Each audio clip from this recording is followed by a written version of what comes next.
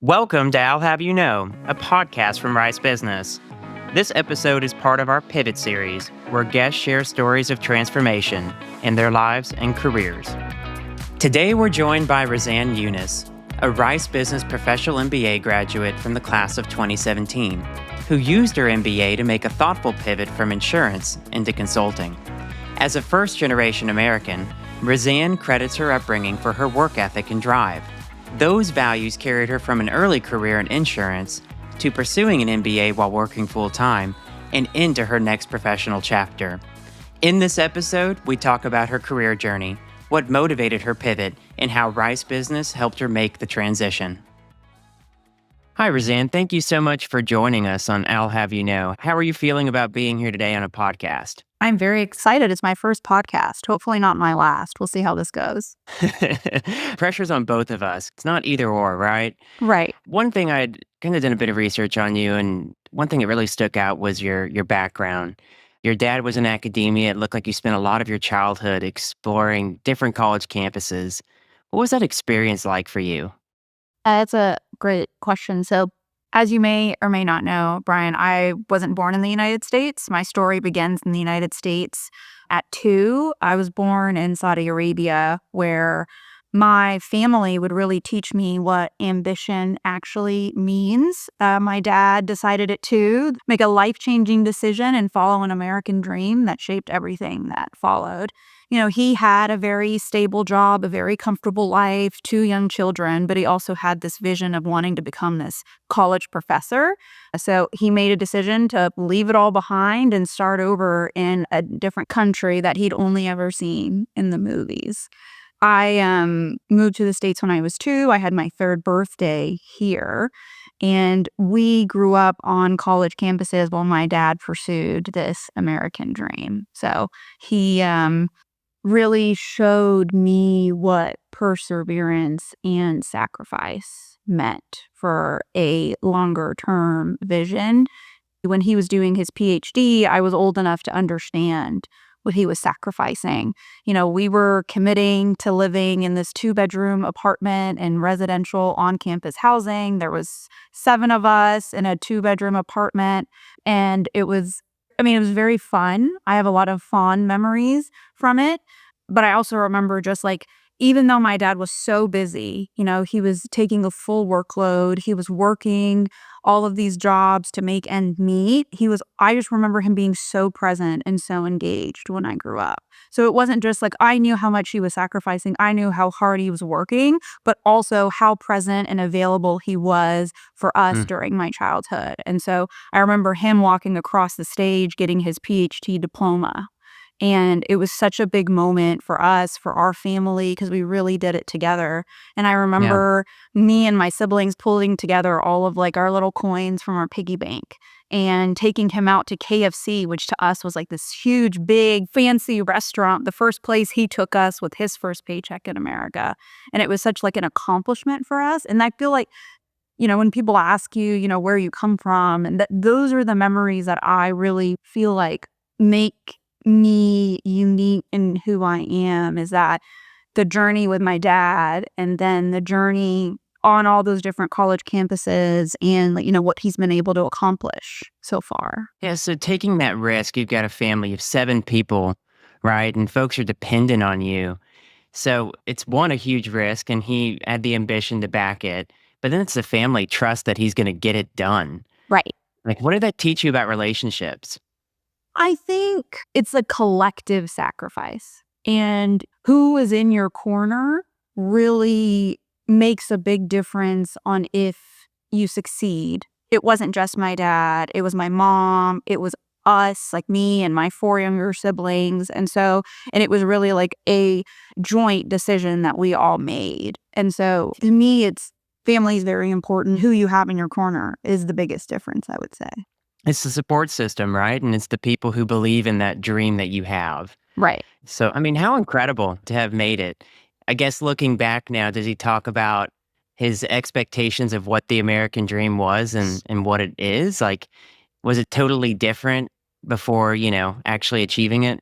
The one thing that my parents have always instilled in us is that you're able to really shape who you are here. It's not about your family, where you come from. It is what you make, and it is like the hard work and the preparation and probably a little bit of luck being in the right place at the right time, but taking advantage of those opportunities. I think it's the resilience. And I think also the commitment to education and having that is really what defines that American dream and what I really am so grateful for that he's given us and shown us that it's successful.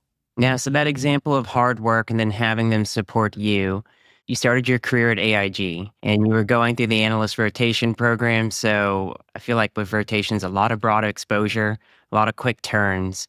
With that experience, where were you thinking of heading with your career and did it go the way you thought it would? So the rotational program was great in that I was able to see a lot of different parts of an organization. And then when I landed in the actuarial department working for the chief actuary, it really made me realize a few things. AIG being a very large and complex organization, you have to learn how to navigate those. It's not you make a decision and you complete that decision or you do it on your own. It takes a collective, collaborative, cross-functional effort. So I feel like that was one thing that I learned really quickly.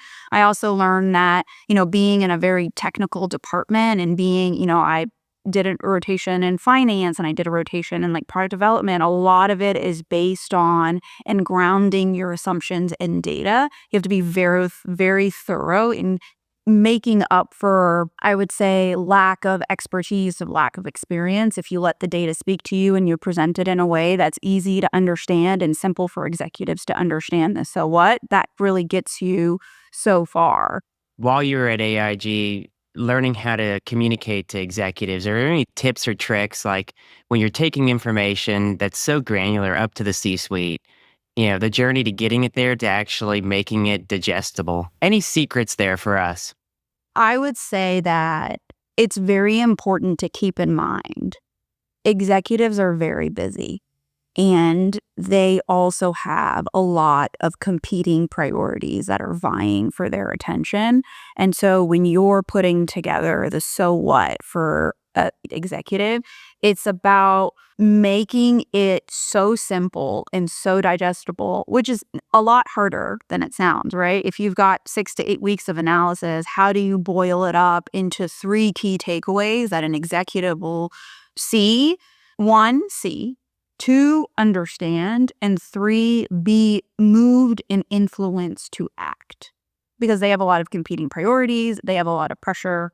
And so it's about tailoring what your message is to them and their priorities and getting it to them in a way where they understand it and understand the ask for them and they're compelled to do it. So keep it simple. A lot of the times I'll tell people if you can't explain it to your parents who aren't in your field, it's not simple enough. And then really focus on if you were sitting in their shoes, what would be important to you?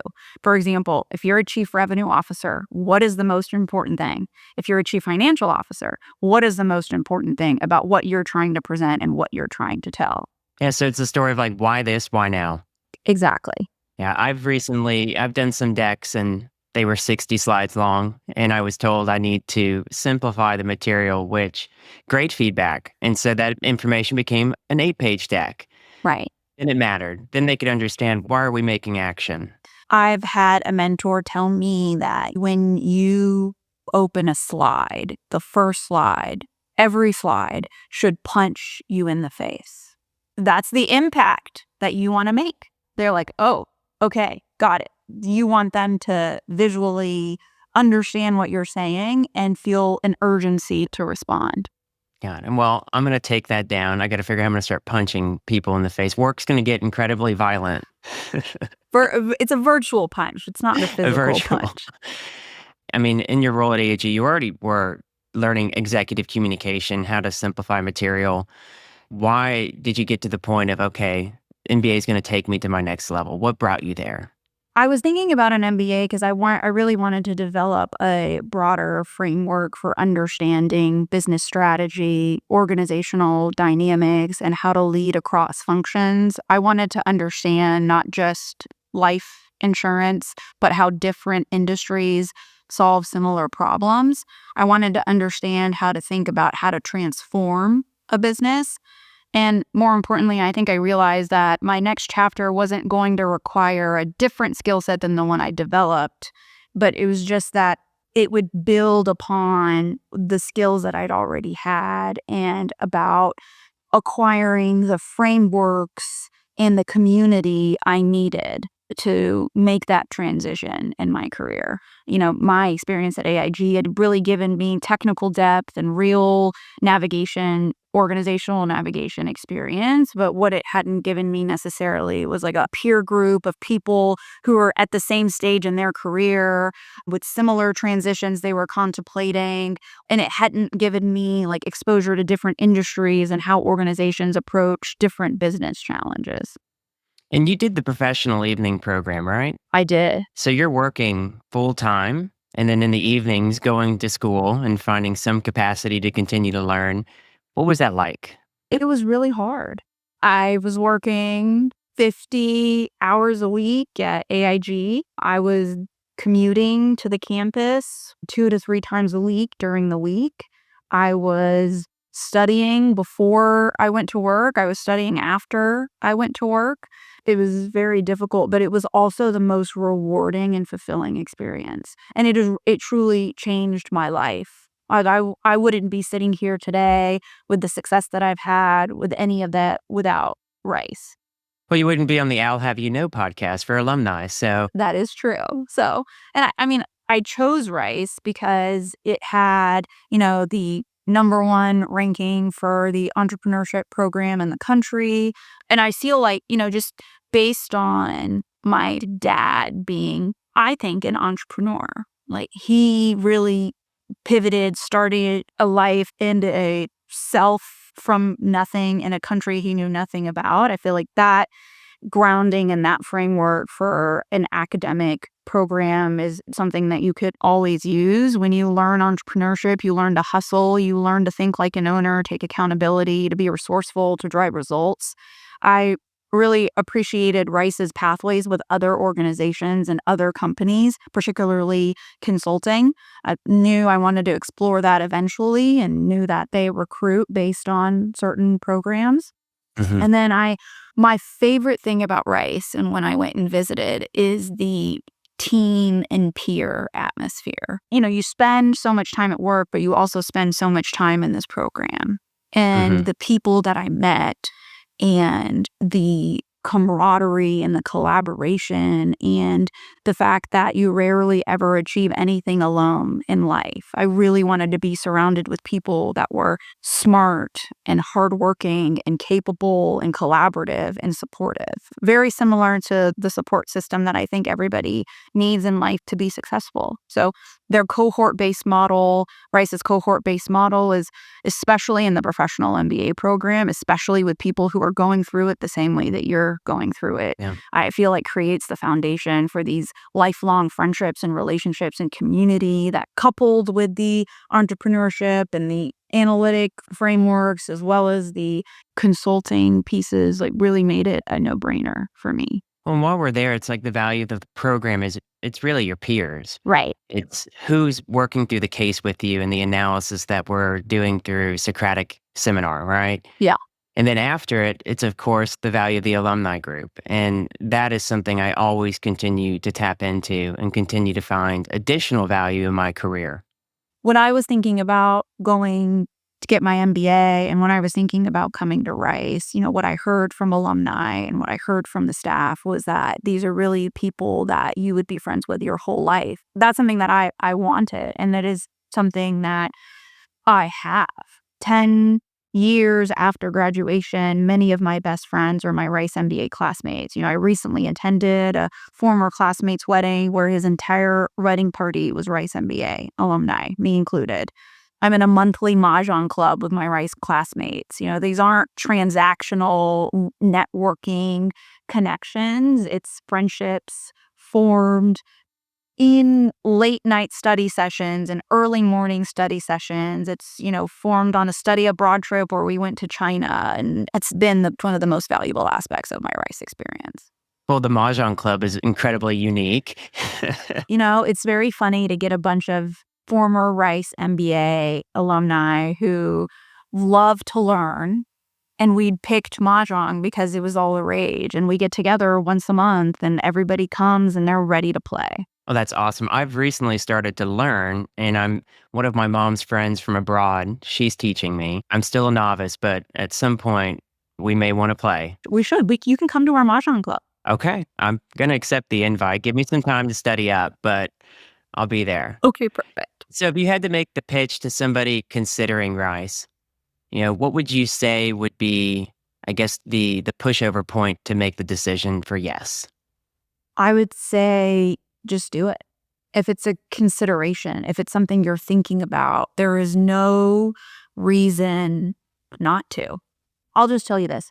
My 2 years in the program, and I think I said this earlier, it really changed my life. I am becoming and am the person now that I never thought I could have been 10 years ago, 15 years ago. I mean, the program is hard. It's a top MBA program for a reason. Balancing school and your personal life is difficult. Working full-time while earning an MBA is not a casual commitment, but it's the most important step that you can take to invest in yourself, surround yourself with people that reflect the ambition and the dedication that is contagious. If you're going to do an MBA, and this is something that I've given advice to, if you're thinking about it, doing an MBA, you should do an MBA. The value in the MBA is not about the prestige of the school. It is the value, as you said, in the network and in the community. Like, yes, you'll learn how to do a case study, and yes, you'll learn how to build really pretty presentations, but it's about the people that you're building with and growing with and pivoting with, and they'll become your advisors and friends and confidants and be in your corner every step of your way.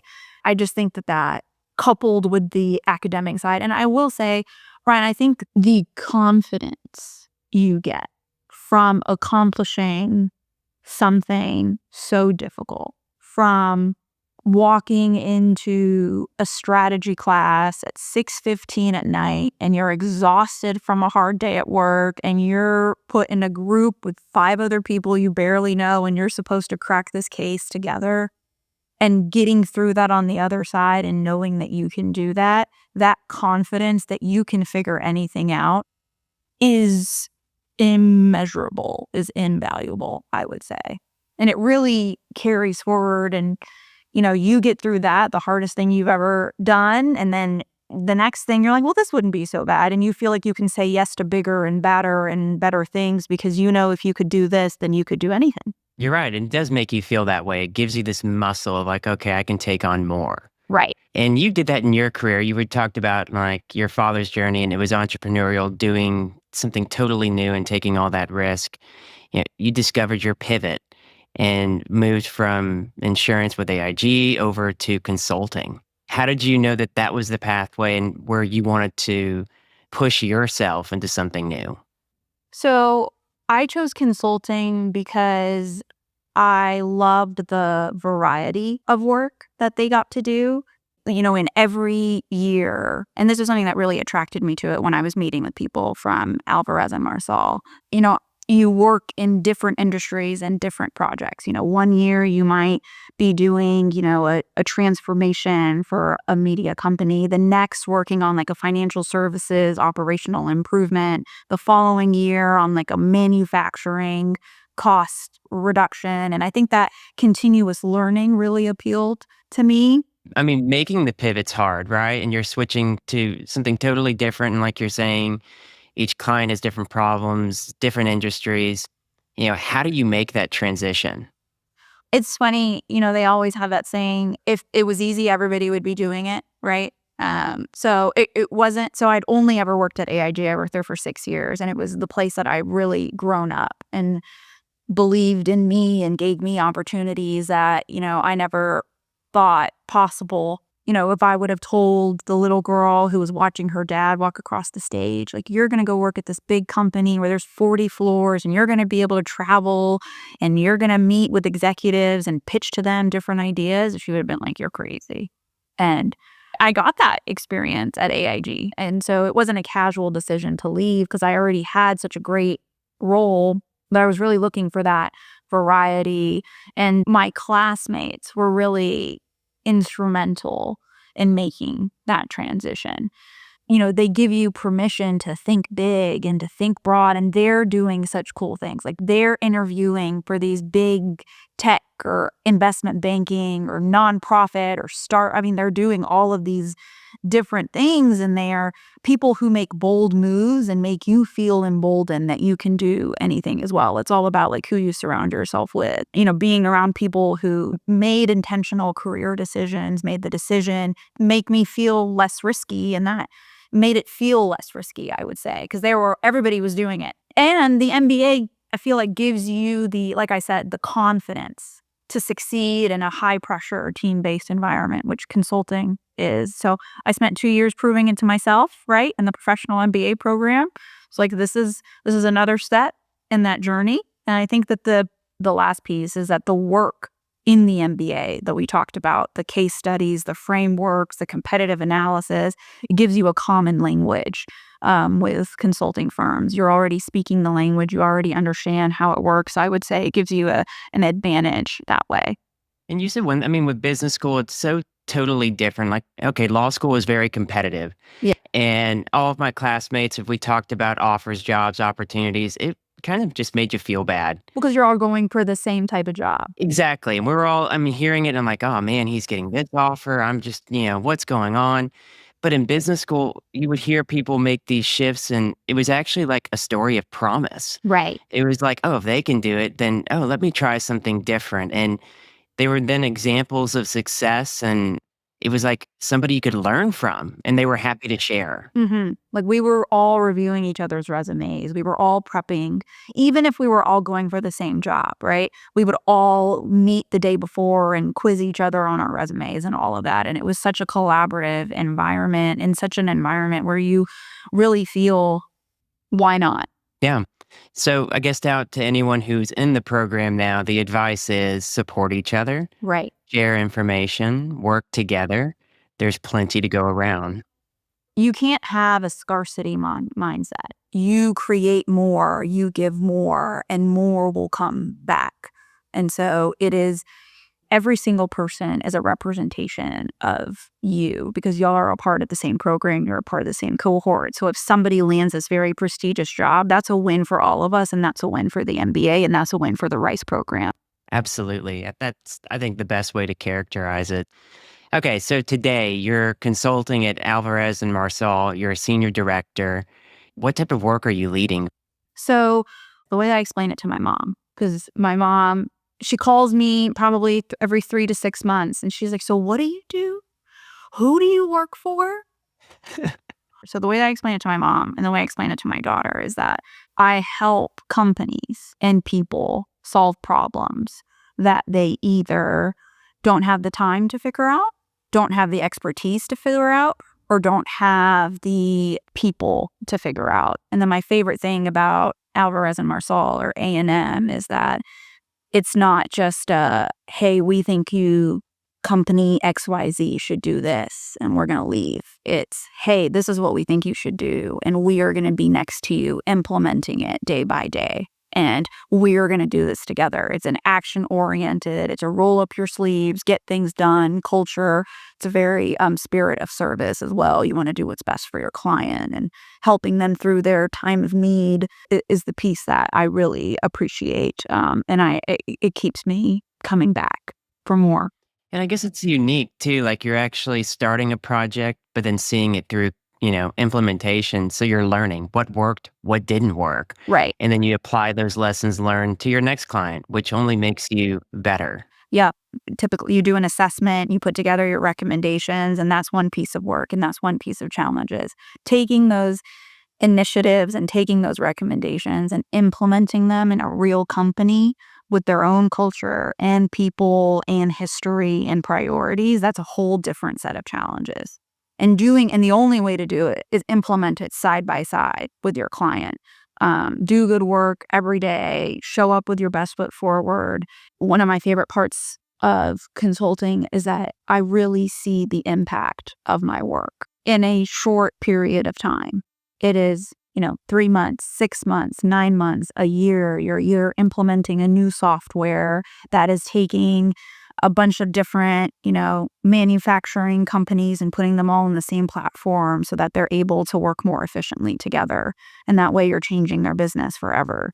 You're optimizing a distribution company's network. It's just, you see the work that you put in such a tangible way that I just can't get enough. In your experience and, as you're kind of facing each of these, I guess I'm going to call them problem sets because I'm assuming your clients call you, we've got a problem. Right. What skills do you think really move the needle that you have? So I think companies at their core are made up of people, and your ability to connect and understand and then work with them to influence and implement change is critical. So there's the people component to it. And I think as a part of that, there's a listening aspect and an understanding aspect. And then I think another component of it is you have to understand, like at a micro level, for lack of a better term, is that this company is made up of each individual person, and then they collectively, and you have to win the hearts and minds to move the needle there. But then you also have to understand, how does that company make money? What are the inner workings of this company that drive it forward? What is the organizational, financial priorities and all of that? And so if you can combine those two and really understand how the company works as an organization and what they do for the world, plus how each individual person contributes to that, and tie those together. I think putting those two components together are what make projects successful. I feel like consultants are like lawyers. When they show up, people typically don't get a warm and fuzzy feeling. Oh, yeah. It's here comes a riff, here come mega changes. They're not going to, understand what we do. To be honest, that's been my experience. Hmm. So how do you, first approach that and then work to build this level of trust between you and the client's employees? Yeah, nobody really likes to see me coming. No. I think the way that you build trust is by showing through your words and actions that you are on their side. You are there to achieve a goal. You're there to make their life easier or better. They can rely on you to get things done. That you're there to help them. And so you can do that by building. And I think it takes a little bit of time. Hmm. It does. But I think that one of the things that people get a read on very quickly is if you're authentic in your intentions and your questions. And so if people feel, I know that it's not we're into the thinking and the doing, but the feeling, if they feel like you're asking questions to get a better understanding of their problems and that you are willing to do what it takes to solve those problems for them long after I'm there, me personally, I'm there, Hmm. then I think that their willingness to open up and help and go to bat for you goes up exponentially. It's intentional questions, right? You're asking them for the purpose of understanding what they do and why they do it, what's driving them. And that effort and that time into it shows you have a genuine, authentic interest in them. Yeah, I think that is how you do it. And it's one day at a time. I don't take it personally. And then, it means a lot when your client speaks so highly of you and the work that you've done. And, they are successful because of the work that I've done. It's mutual. Like, we can only be successful together. That makes sense. Yeah.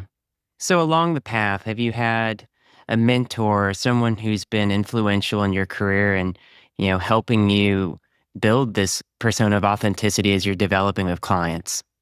There's so many. Like, I can't name just one.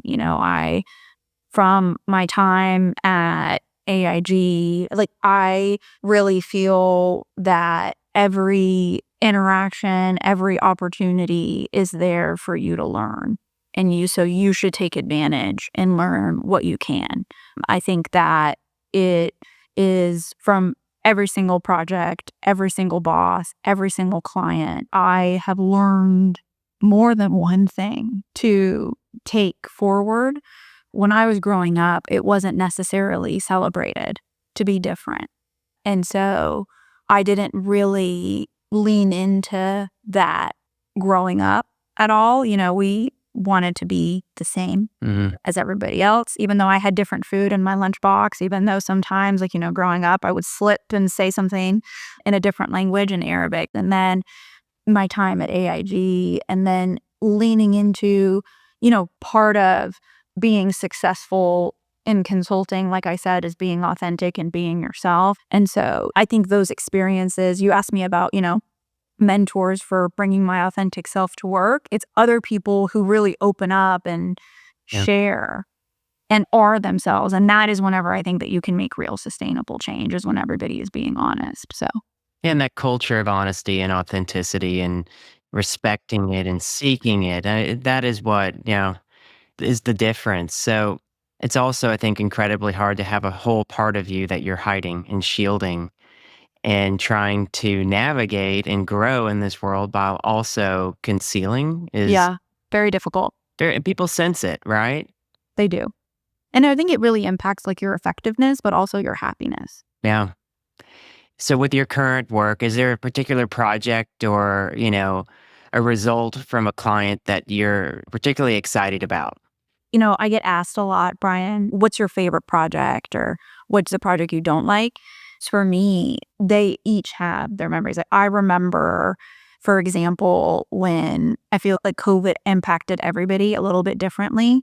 For us in consulting, it was very much, okay, how do we pivot? Because we were used to being on site with the client, building that rapport in person, building the rapport in the teams that we were working alongside in person.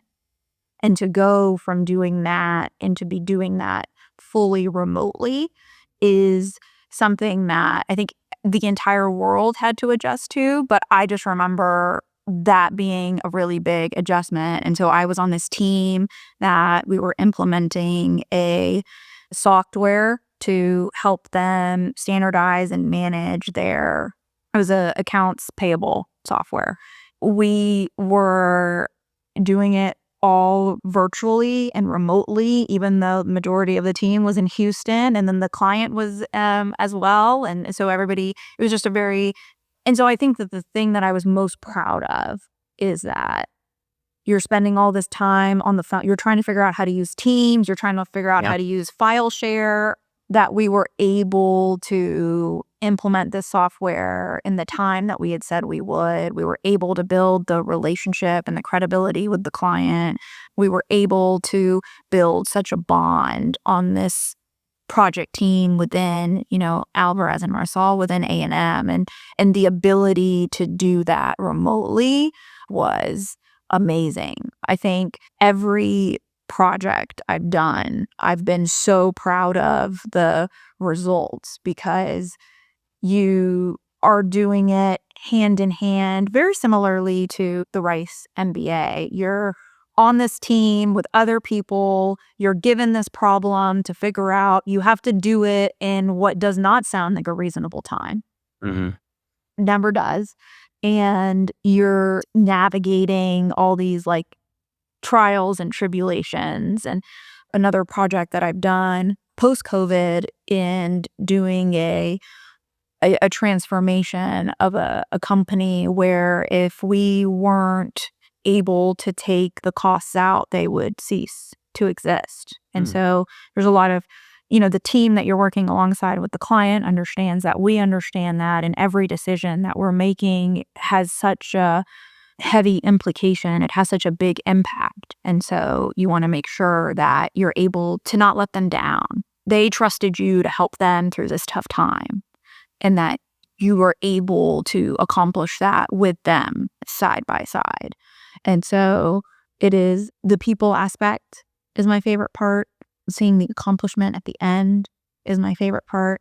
Everybody's always like, I always want to know what I'm doing next. And I said, that's so much fun. You don't know. You don't know where you're going next. You don't know if you're going to work in an agriculture company or like a different industry or a different type of company or a different type of problem. And so I really enjoy the projects while they're happening. I enjoy when we wrap them up, and I enjoy starting the new one as well. Yeah, so it's always the mystery of what's to come. Right. So I guess it keeps it interesting. So looking ahead in your career, are you going to stay in a role where you continue to have these continuous opportunities to learn? Is there something you're excited about, or do you have another pivot in the future? I've loved my time. I continue to love my time at A&M or Alvarez and Marsal. There's plenty of A&Ms out there. I'm so proud of the work I've done and the teams that I've built and the relationships that I've made. And I know that the opportunities at my firm, I feel like the sky's the limit. One of my favorite things about A&M is the entrepreneurial mindset. I was looking for that at Rice, which I feel like I found that groundwork. And then I found that at A&M as well, that entrepreneurial mindset where you can be the CEO of your own career and really bet on yourself and make things happen.